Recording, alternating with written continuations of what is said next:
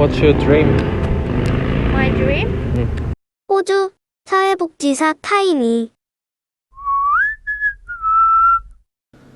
How you going, guys? My name is Timmy. I'm currently working as a social worker in Australia. Alright, so today I'm gonna talk about the emergency number. So it can be really different depending on which country you're in. And for example, in South Korea it is 119, whereas in the United States it is 911. But in Australia we have special number which is 000. So if you're in danger or if there is an emergency situation around you, you just call 000 for help, right?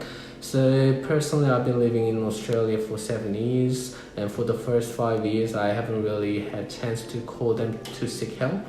But since I started working as a social worker, so I came across some situations that I had to call 000 for help.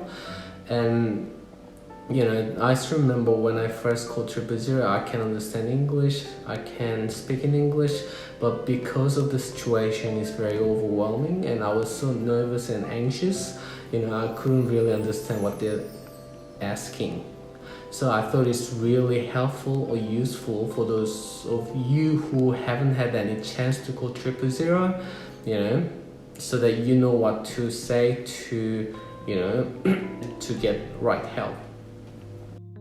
Yeah, first of all, they're gonna ask you what kind of emergency situation you're in. It can be fire, police, or ambulance. So for me personally, I've been calling for fire because I haven't been seeing anyone lighting the fire, but I have called 000 for ambulance and police. Sometimes my clients are unwell, and if they are at risk, I call ambulance.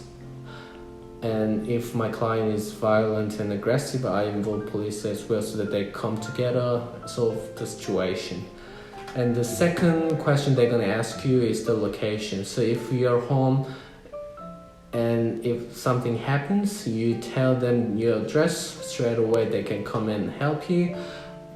But if you're outside and you're not sure about the address, you find some, hints. It can be street name, or it can be big building, it can be like the name of the store. And one other tip that I want to give you is I normally use the app called Emergency Plus. So they update your location every second. So if you move, they change your location. So what I do is I just put the phone up and open it and then just call it out where it says, so that they can come and help me. And the last question is you have to describe the situation you're in and what kind of help you need. So basically, the more information, the better for them to solve the situation.